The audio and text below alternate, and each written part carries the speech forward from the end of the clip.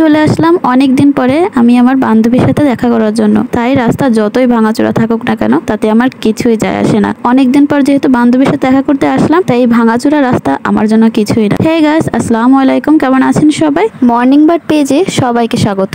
আমরা যেহেতু পিটিআই মোড় দেখা করব, তাই পিটিআই মোড়ের উদ্দেশ্যে রওনা হয়ে গেলাম। নিউ মার্কেটের 1 নাম্বার গেটের সামনে এই গ্রামীণ ফোনের আই লাভ খুলনাটা কে কে দেখেছেন অবশ্যই কমেন্ট করে জানাবেন। জিনিসটা কিন্তু আমার কাছে অনেক ভালো লেগেছে। চলে আসলাম পিটিআই মোড়ে। এখান থেকে আমি যাব চাইনিজ প্যালেসে। আমরা বরাবরই ওখানেই দেখা করি অনেক আগে থেকেই, সেই কলেজ লাইফ থেকে আমরা এখানে আসি। এখানের খাবারগুলো আমাদের কাছে অনেক ভালো লাগে, তাই মেনু দেখে আমরা খাবারটা অর্ডার করে দিলাম। মেনু কার্ড দেখে কোনোই লাভ নাই, আসলে আমরা যেটা খাবো সেটাই আমরা অর্ডার করলাম। আমরা কর্ন স্যুপ আর চিকেন লেগ পিসটা এটা অর্ডার করলাম। আমরা এটা সবসময় এখান থেকে খেয়ে থাকি। আমরা যে কবারই এখানে এসে দেখা করেছি আমরা সবসময় এই খাবারটাই খেয়েছি। এই খাবারটা আমাদের কাছে একটু বেশি ভালো লাগে, যার কারণে আমরা বরাবরই যখনই আসি তখন এই খাবারটা আমরা অর্ডার করে নিই। আমরা খাবার দাবার খেয়ে আমার হাজব্যান্ডের জন্য পার্সেল নিয়ে তারপর আমাদের উদ্দেশ্য হলো 7 রাস্তার মোড়। সেখান থেকে আমরা চা খেয়ে তারপর বাসার উদ্দেশ্যে রওনা হবো ইনশাল্লাহ। তাই চলে আসলাম 7 রাস্তার মোড়ে। এই 7 রাস্তার মোড়ের এখানের চাটা তো অনেক ফেমাস, সবাই জানেন। তাই এখান থেকে আমরা দুধ চাটা খেয়ে নিলাম আর এখানে আমরা মজা করছি আর ইগনোর আওয়ার